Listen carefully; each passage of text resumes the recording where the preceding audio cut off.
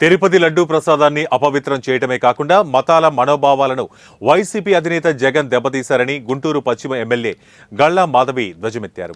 గుంటూరులో ఆమె మాట్లాడుతూ జగన్ చేసిన తప్పులను చంద్రబాబుకు అంటగట్టాలని ప్రయత్నం చేస్తున్నారని ఫైర్ అయ్యారు. జగన్ ముఖ్యమంత్రి నుంచి ఎమ్మెల్యే స్థాయికి దిగజారినప్పటికీ కూడా ఆయన తీరు మారలేదని ఎద్దేవా చేశారు. అదే చూస్తూ ఉన్నాం మనం ఇప్పుడు రాష్ట్ర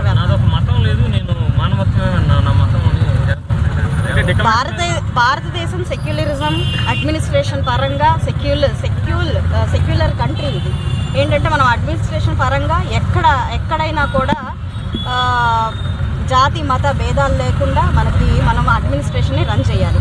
మరి ఇక్కడ మతానికి లేదంటే దేవాలయాలకి సంబంధించిన వ్యవహారం అయితే దేవాలయం అంటేనే ఒక నమ్మకం, వారి మతం అంటేనే ఒక నమ్మకం, దానికి సెక్యులరిజానికి ఎలాంటి సంబంధం లేదు. ఈరోజు ఆయన సెక్యులర్గా మాట్లాడుతున్నారు అని అంటే దేవాలయం అనే ఒక నమ్మకాన్ని ఆయన ఒమ్ము చేయడం. ఇప్పుడు మనం ఏ చర్చికి వెళ్ళినా లేదంటే ఒక మసీదుకి వెళ్ళినా వారి నమ్మకాన్ని గౌరవిస్తూ వారి ఆచారాలని పాటించడం చాలా ధర్మమైన విషయము. అదేవిధంగా ఈరోజు హిందూ దేవాలయాల పట్ల కూడా మనం అదే అనుసరించాలి. మరి మనం అయ్యప్ప టెంపుల్ని తీసుకుంటే మహిళలు రావాలి అని పెద్ద ఎత్తున వాళ్ళంత ర్యాలీ చేసిన క్రమంలో అది ఈ రోజున పలచబడిపోయి వారి ధర్మం వాళ్ళు పాటిస్తున్నారు. అందులో మనం వేలు పెట్టకూడదు అని ధర్మాసనాలు కూడా